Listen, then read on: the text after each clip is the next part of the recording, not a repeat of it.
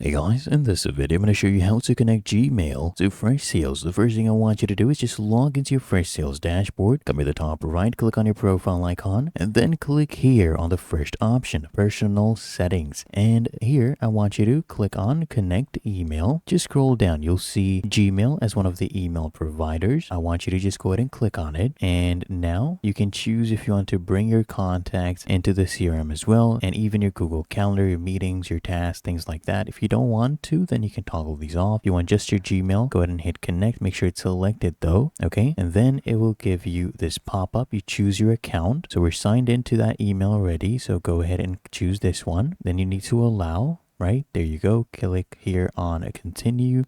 Then you can select what FreshSales can access. Okay. So there you go. We'll go ahead and hit continue right there. And there you go, we are now connected, okay, with a two-way sync. And that is how to connect Gmail to FreshSales.